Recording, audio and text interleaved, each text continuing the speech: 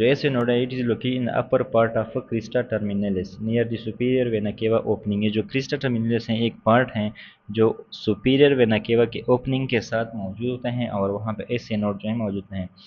Pacemaker inherited dominance with slow phase of upstroke.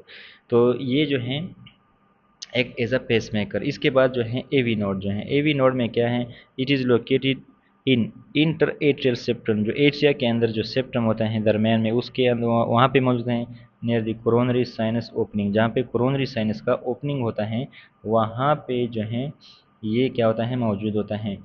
अब यहाँ पे blood supply usually from right coronary artery है, तो हमें पता है कि जो एस नोड है एंड एवी नोड है these are supplied by the right coronary artery.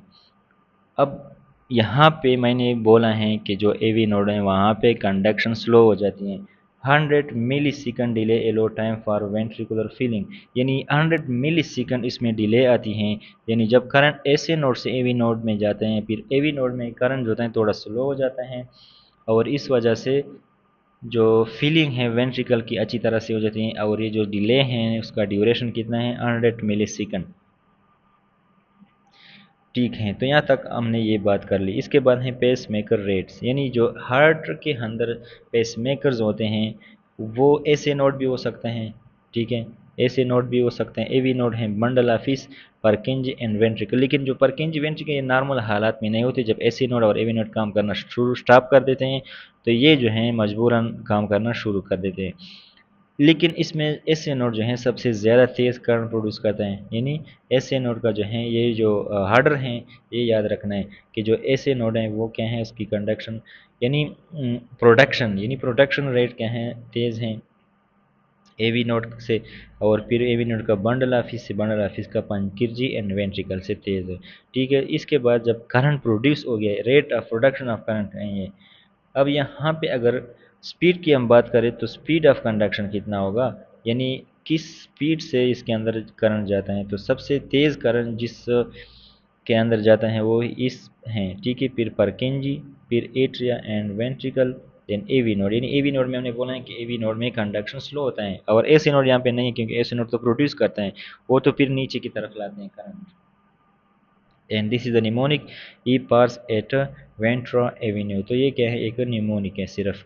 इसके बाद यहाँ पे हमने ईसीजी की बात की। ईसीजी में हमने मुख्तलिफ वेव्स पढ़े। P wave is atrial depolarization, ये एट्रियल डिपोलराइजेशन को रिप्रेजेंट करता है। फिर हमने पी आर इंटरवल की बात की। ठीक है, पी आर इंटरवल में हमने क्या पढ़ा, पी आर इंटरवल में हमने कहा कि time from the start of atrial depolarisation यानी P wave to the start of ventricular depolarisation, यानी वेंट्रिकुलर डिपोलराइजेशन तक जो टाइम होता है वहाँ तक जो है पी आर इंटरवल हमने पढ़ लिया। ठीक है, तो पी आर इंटरवल क्या होता है, यहाँ तक। यहाँ पे क्या है, पी वेव के अंदर क्या होता है, एट्रियल डिपोलराइजेशन स्टार्ट करते हैं, फिर एट्रियल डिपोलराइजेशन भी ख़त्म हो जाता है और वेंट्रिकल का जो रेस्टिंग स्टेट है वो, यानी रिपोलराइजेशन, जो डिपोलराइजेशन है वेंट्रिकल को अभी स्टार्ट होगा। तो time from the start of atrial depolarisation, यानी एट्रियल डिपोलराइजेशन स्टार्ट हो जाता है, ये भी शुरू हो जाता है और वेंट्रिकुलर डीपोलराइजेशन इसके बाद शुरू होगा, यानी पी आर इंटरवल के बाद वेंट्रिकुलर डीपोलराइजेशन शुरू होगा। नॉर्मली इसका जो है 120 से लेकर 200 मिली सेकेंड इसका टाइम होता है। इसके बाद क्या है, क्यू आर कम्प्लेक्स। तो क्यू आर एस कम्प्लेक्स में वेंट्रिकुलर डीपोलराइजेशन होता है और ये क्या है, normally less than 100 millisecond. Q T interval में क्या होता है, ventricular depolarization, mechanical contraction of the ventricle इसमें होता है क्यू टी इंटरवल में। वेंट्रिकुलर रिपोलराइजेशन ये इसके अंदर आ जाते हैं। टी वेव जो है हमने बात की वेंट्रिकुलर रिपोलराइजेशन को रिप्रेजेंट करता है। टी वेव जो होता है इन्वर्जन में इंडिकेट इस्कीमिया और रिसेंट एम आई, ये हम पढ़ लेंगे बाद में कि जो टी वेव इसमें इन्वर्जन आती हैं और ये किस चीज़ के अंदर होते हैं, वो हैं एम आई के अंदर। जे पॉइंट हमने पढ़ लिया है कि this is junction between the Q R S complex and the start of S T segment. S T segment भी हमने पढ़ लिया जो एम आई के अंदर एलिवेशन और डिप्रेशन होती हैं। आइसो इलेक्ट्रिक होता है, आइसो इलेक्ट्रिक का मतलब हॉरिजॉन्टल, इसमें करंट नहीं होता। वेंट्रिकुलर डिपोलराइज, वेंट्रिकल जो होते हैं इस स्टेट पे डिपोलराइज होते हैं, अब उन्हें रिपोलराइजेशन स्टार्ट करना है। ये जो वेंट्रिकल हैं इसमें क्या होते हैं, अब इसके बाद यू वेव जो है prominent in hypokalaemia, think hypokalaemia and bradycardia. तो ये ब्रेडिकार्डिया और हाइपोकेलेमिया में क्या होते हैं, वो होते हैं, क्या होते हैं, टी जो हैं प्रोमिनेंट होते हैं you wave. So this is the basic of electrocardiogram, but this not so much deep.